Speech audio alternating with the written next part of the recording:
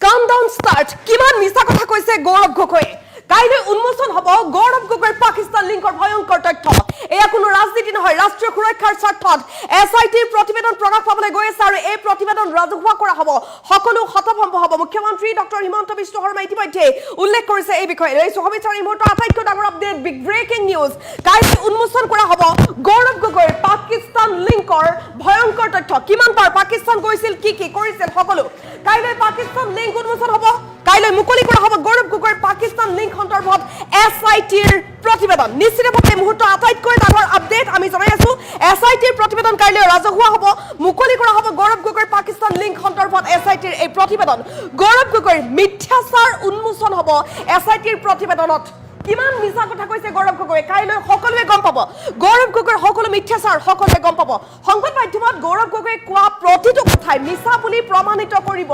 এছআইটিৰ এই প্ৰতিবেদনে মুখ্যমন্ত্ৰী ডক্টৰ হিমন্ত বিশ্ব শৰ্মাই উল্লেখ কৰিছে এই বিষয়ে সংবাদ মাধ্যমত গৌৰৱ গগৈয়ে কোৱা প্ৰতিটো কথাই মিছা বুলি প্ৰমাণিত হ'বলৈ গৈ আছে কিমান মিছা কথা কৈছে সকলোবোৰ ধৰা পৰিব এই প্ৰতিবেদন প্ৰকাশ পোৱাৰ লগে লগে ভাৰতক দুৰ্বল কৰাৰ অভিপ্ৰায়েৰে কৰা ষড়যন্ত্ৰৰ বহু দিশ উন্মোচন হ'ব কাইলৈ কিমান ষড়যন্ত্ৰ কৰিছিল ভাৰতক দুৰ্বল কৰাৰ অভিপ্ৰায় কেনেধৰণে কৰিছিল কিমান চেষ্টা কৰিছিল গৌৰৱ গগৈয়ে সকলো উন্মোচন হ'ব কাইলৈ আৰু কাইলৈ উন্মোচন হ'বলগীয়া এই প্ৰতিবেদনে বহু কথাই ক'ব ভাৰতক লৈ কৰা ষড়যন্ত্ৰত জড়িত এজন পাকিস্তানী নাগৰিক আৰু আন এজন ব্ৰিটিছ নাগৰিক সকলোৱে গম পাইছে ব্ৰিটিছ নাগৰিক বুলি কোৱাৰ লগে লগে কাৰ কথা কোৱা হৈছে ভাৰতক লৈ কি ষড়যন্ত্ৰ কৰিছিল সকলো প্ৰকাশ পাব এনআইএ আইবি চিবিআইৰ হাতত পৰিলেই এই তদন্তত আৰু বহু তথ্য উদ্ঘাটন যে হ'ব সেই কথা নিশ্চিত মুখ্যমন্ত্ৰী ডক্টৰ হিমন্ত বিশ্ব শৰ্মা ইতিমধ্যে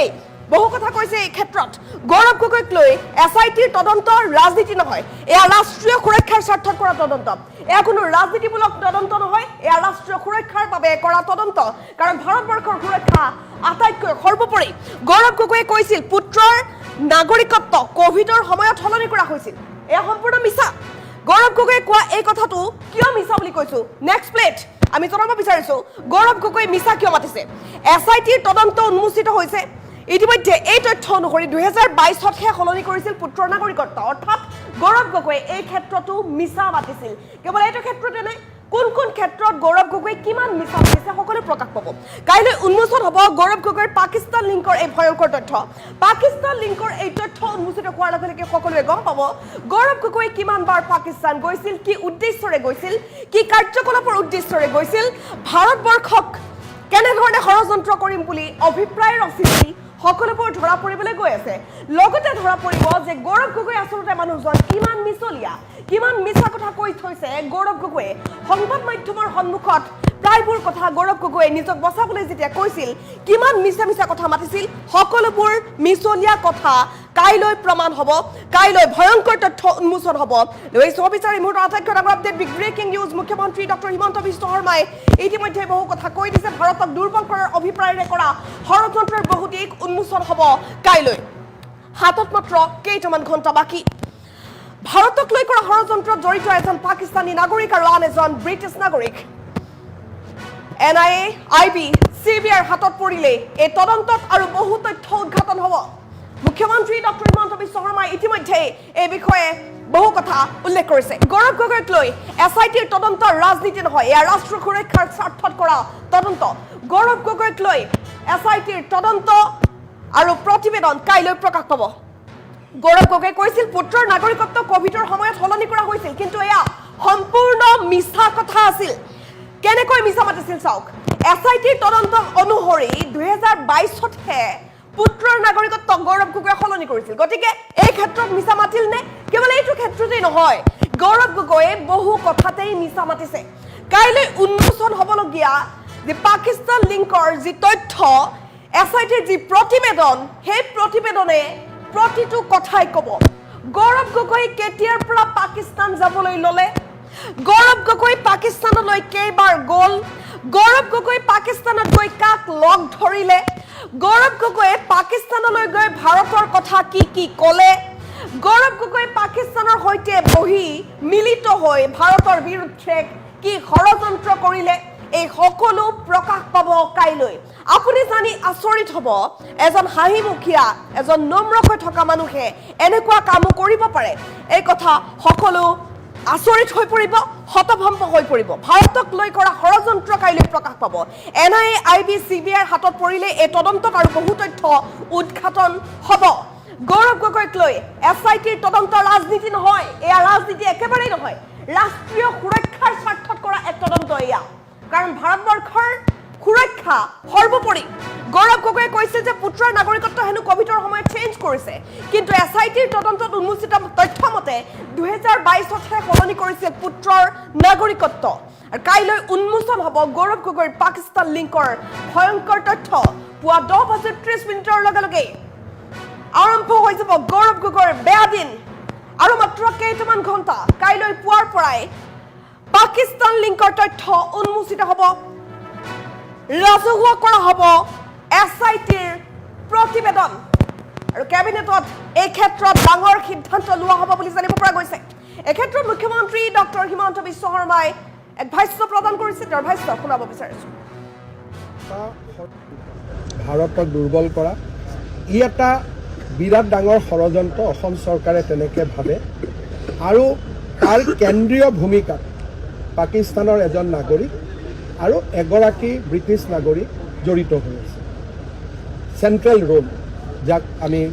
আৰু ব্ৰিটিছ নাগৰিকগৰাকী এগৰাকী সংসদৰ পত্নী এই যিটো তদন্ত এই তদন্ত আৰু বহুত আগবাঢ়িব এবাৰ চেণ্ট্ৰেল গভৰ্ণমেণ্টৰ ওচৰত পালে কাৰণ আমাৰ ই এটা সীমিত কিন্তু সীমিতভাৱেই যিমানখিনি আমি গোট খুৱাইছোঁ সেইখিনিয়ে যথেষ্ট গুৰুত্ব আৰু যেতিয়া ই আগবাঢ়ি যাব এনআইএ বা আমাৰ আইবি বা চিবিআই যেতিয়া ইয়াক হাতত ল'ব মই ভাবোঁ যে ই আৰু বহুত দূৰ আগুৱাই যাব এতিয়াতো আমি যিখিনি কৰিছোঁ মই ভাবোঁ 10% 90% ওলাবৰ কাৰণে বাকী আছে মোৰ দলটো এইটো কোনো পলিটিক্স নহয় এইটো ৰাষ্ট্ৰীয় সুৰক্ষাৰ কাৰণে আমি কৰা এটা তদন্ত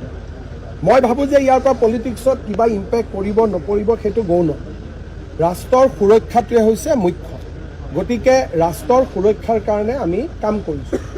গৌৰৱ গগৈ ডাঙৰীয়াৰ 2-4টা বক্তব্য যেনেকৈ আপোনালোকৰ লোকেল টিভি চেনেলবিলাকত তেওঁ ইণ্টাৰভিউ দিছিল এটা সময়ত যিমানবিলাক তথ্য দিছিলে গোটেই তথ্যবিলাক ভুল যেনেকৈ মই দেখিছিলোঁ প্ৰশান্ত ৰাজগুৰুক তেওঁ এটা ইণ্টাৰভিউ দিছিল তাতে তেওঁ কি কৈছিলে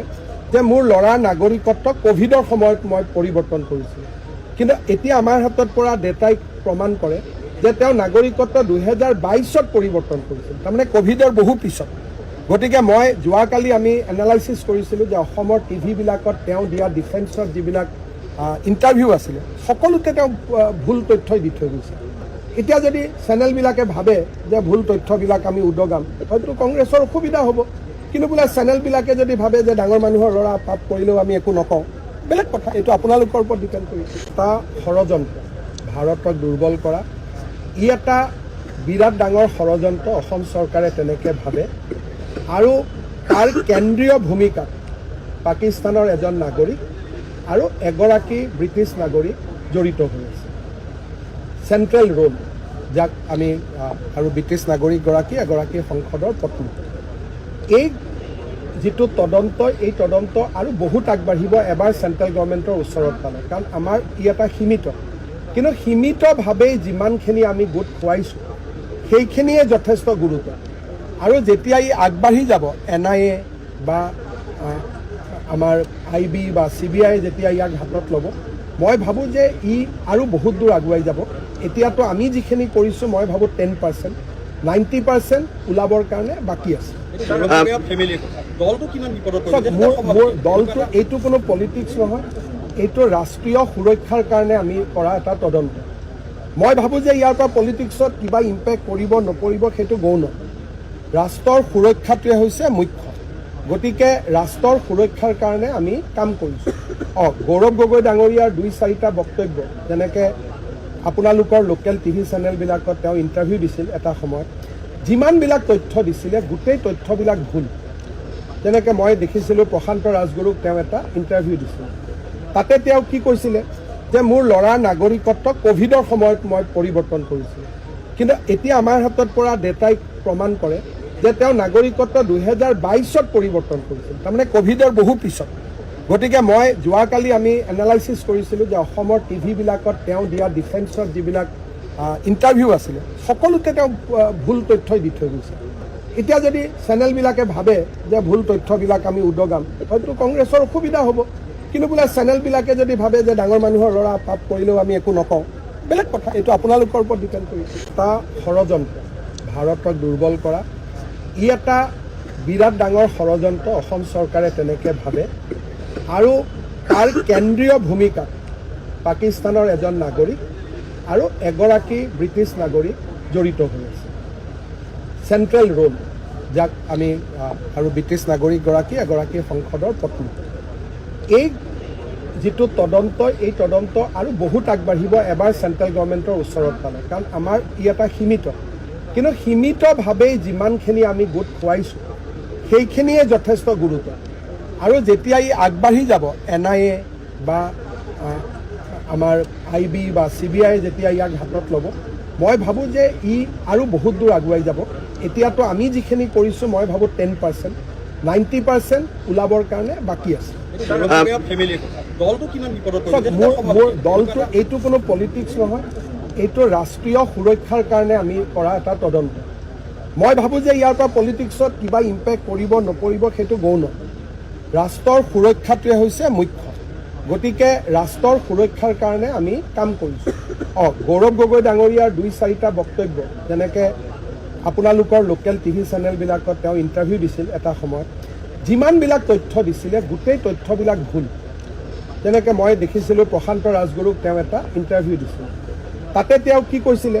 যে মোৰ ল'ৰাৰ নাগৰিকত্ব কোভিডৰ সময়ত মই পৰিৱৰ্তন কৰিছিলোঁ, কিন্তু এতিয়া আমাৰ হাতত পৰা ডেটাই প্ৰমাণ কৰে যে তেওঁ নাগৰিকত্ব 2022 পৰিৱৰ্তন কৰিছিল, তাৰমানে কোভিডৰ বহু পিছত। গতিকে মই যোৱাকালি আমি এনালাইচিছ কৰিছিলোঁ যে অসমৰ টিভিবিলাকত তেওঁ দিয়া ডিফেন্সৰ যিবিলাক